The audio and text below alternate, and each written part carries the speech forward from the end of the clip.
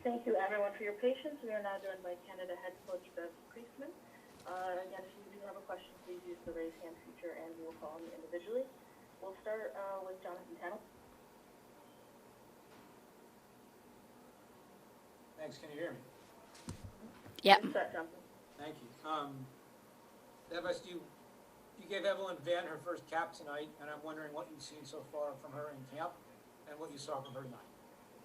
Yeah, I think Evelyn, what I've seen in camp is she can find the back of the net. I think that's, we need to find more forwards beyond Sink who can do that in that 9 role. And so I thought, tonight, going into such a big game, it would have been a big moment for Evelyn.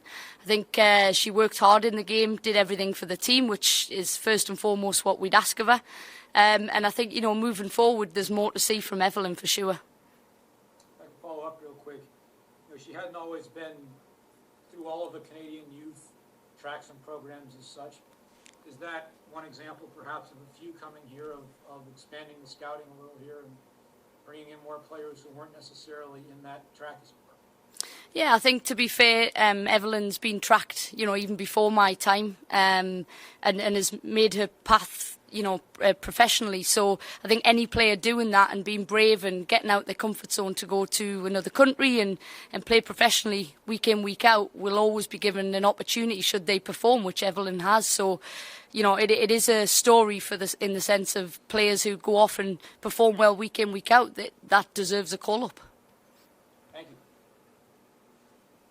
We'll go to Neil Davidson next. Thank you. Bev, a loss, but a pretty gritty performance against a top team, and you were missing quite a few players. Do you take a lot of positives from this performance? Yeah, I think for an opening game as a new coach coming in, you want players to put everything out on the field, and I'm really proud. I thought they did that. The mindset was right, first and foremost. They were brave. They worked really, really hard. And I think they took it to the US in moments in that game. We never thought it was going to be perfect. I don't think that was realistic. But we had our chances. There was potentially a handball that could have also got us a goal. We should have put our chances away. But by the time the Olympics comes, I think we will. And I think that's when it really counts. But overall, really, really excited, really happy. Now we have to go into the next game and put out the same performance and win convincingly. That's the challenge. I think, the Argentinian style will be very, very different. We haven't played that a lot. So it'll be another great opportunity to assess individuals and assess where the group's at. And a quick follow, do you have an update on Kaylin Sheridan? I don't, unfortunately. I think, Kaylin will be assessed and see where she's at tonight. So fingers crossed she's okay. Thank you. We'll go to Steph Young next. Thanks. Coach, we just talked to your counterpart, Vlad Anowski, and, the way he read the game, his opinion was that the chances you guys created was off of, U.S. mistakes, waiting for their mistakes, or creating your own turnovers and then playing yourselves in. What's your assessment of that? And if you find it accurate, was that to game plan for you guys? I find it accurate in the sense of we defended well. I think when you defend well, you get chances. I think if it's all just about us with the ball, we'll become a team that's easily beatable. And I think we've gone towards being a really hard team to beat, which I think in moments we absolutely were. So I think it's accurate in the sense we defended well, and from that you get chances. That's first and foremost. But I do think there was moments in the game where, the US midfield, we talked about working hard to overload that area of the pitch, and when we did it, I thought we did it really well. And then you've got a really exciting front line that, if I'm the US back line, I'm worried, and I think they were. I think I could hear them throughout the game being worried about the pace in that back line, the talent. So, in some ways it's accurate, but in other ways I think there was moments in the game where I thought we were brilliant. Thank you. We'll go to John Molinaro next. Yeah, hi, Bev. Just wondering if you've had a chance to watch back the penalty decision on video, and just what's your sort of, reaction to the non-call? Yeah, I watched it obviously on the big screen during. I think, for me it was a handball, but I think, we're never going to get every decision, and we can't rely on winning games from decisions. But, you know, in my opinion, I think it was a penalty. We'll go next to Derek Van Dyke.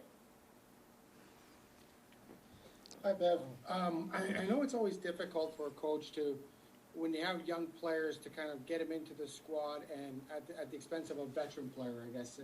Did the young players show you today that they are knocking on that door and you're going to have some tough decisions to make come the Olympics with maybe taking a veteran spot as someone that's been there for a long time?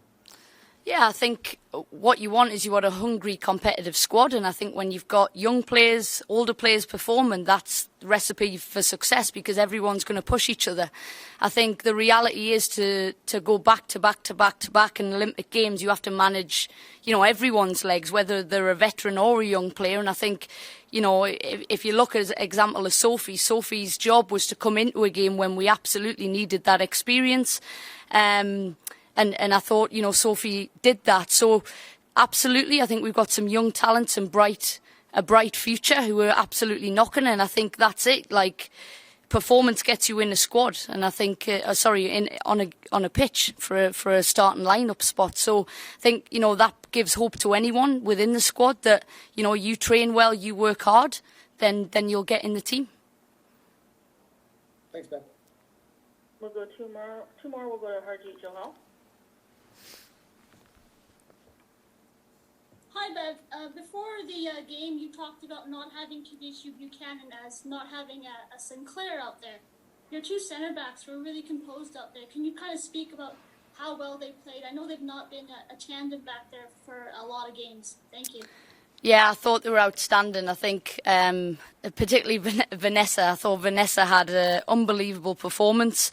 We've seen that throughout the camp. I think, as said, in these moments when you're missing some core players have to step up and they'll do things that you don't know they've got. I think Vanessa absolutely did that, and Shalina, that partnership worked really well. They haven't had a lot of time together, but Shalina came in late, obviously, with the FIFA window. So to say that, I think they absolutely did outstanding. And we'll go final question from Megan Jones. Hi, Bev. Just going back to the goalkeeping situation, obviously a tough spot for Steph Labbe to come into that game just 10 minutes in for injury. How would you assess her performance? Yeah, I thought it was outstanding. Showed her experience, leadership, in a moment where for a goalkeeper that's hard to come into a game against the US. You know, you don't get called upon very often as a finisher.